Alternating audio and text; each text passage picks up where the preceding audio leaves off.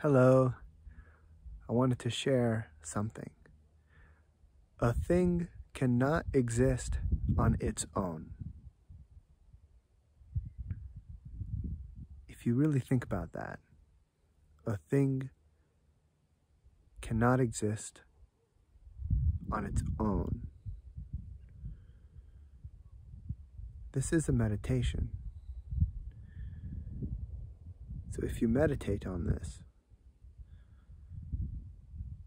a thing cannot exist on its own. Is that true? Is it not? If you look for the truth in it, a thing cannot exist on its own.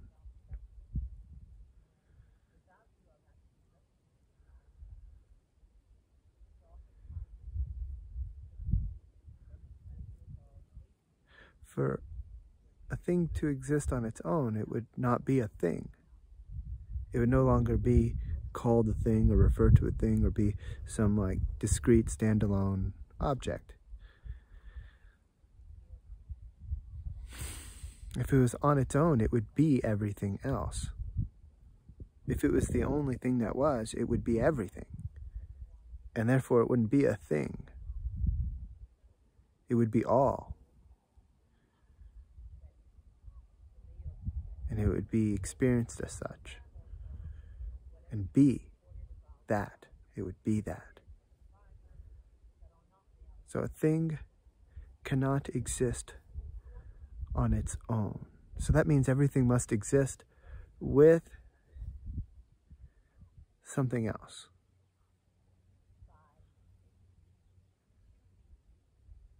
That there must be at least two in order for a thing to exist.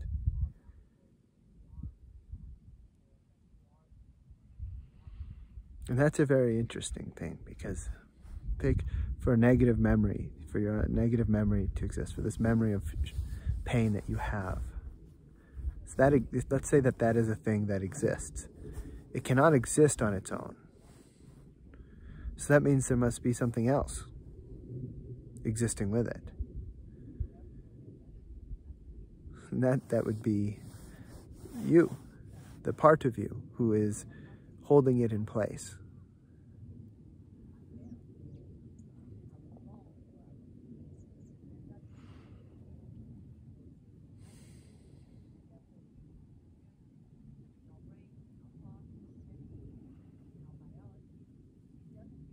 So if the part of us that's holding it in place ceases to exist, what happens to the thing? So then, the next question, is it safe to, is it okay to, is it optimal to let go of the part that's holding it in place?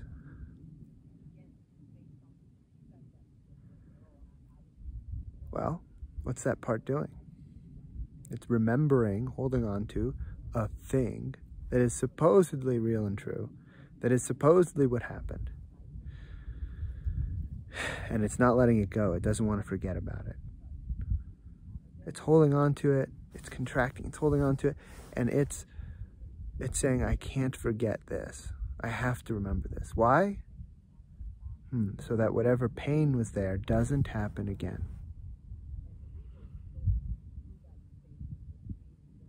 So can we let that go? Can we stop that? Can we let go of that strategy? Well, as you do this long enough and you observe it long enough, you start to realize that that strategy is not functional, and it piles up with so many other strategies until we can begin to feel stressed all the time. Not by coincidence, but because we're literally using a process of remembering our pain in order to navigate life. We're trying to remember what we don't want in order to try to get what we do want. In order to really, the intention is to avoid what we don't want. So we're living life trying to avoid what we don't want, rather than living it simply with the focus of what we do want and forgiving and forgetting anything else. Now that is a creative space. That is a space in which you will manifest what you will likely manifest what you put your focus on. So, a thing cannot exist on its own.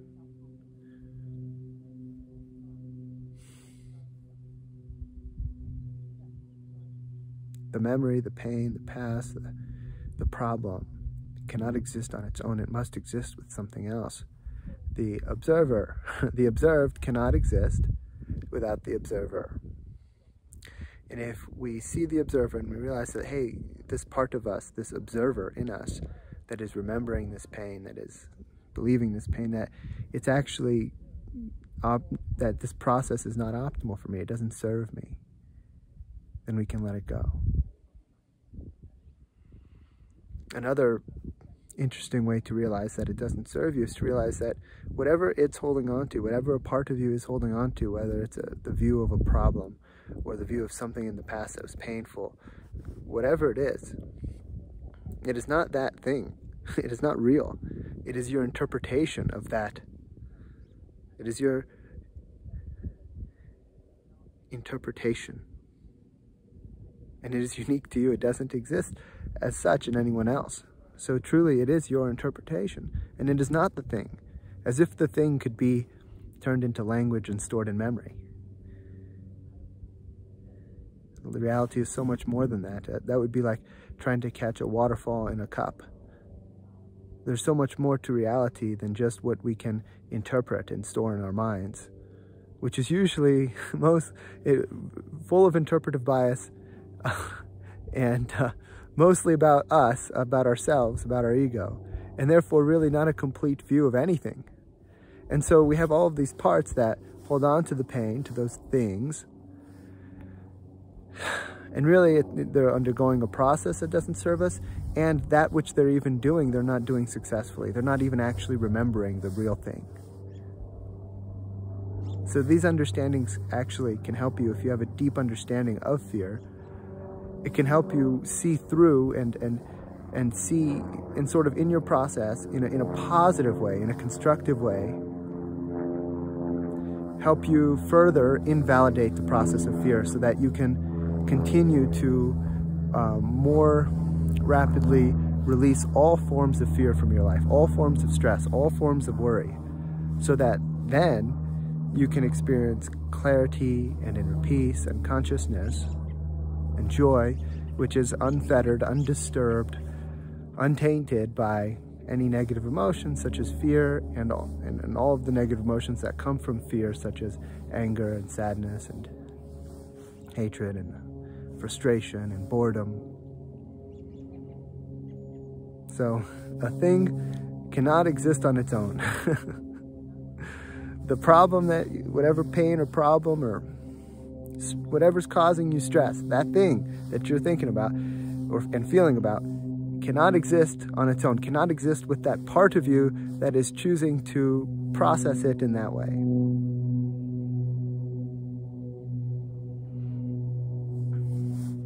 I hope that this was helpful and insightful, and that you connect deeply to this and watched it all the way through, because well, if you did watch it all the way through, I really appreciate that, and I hope that we shared something special together.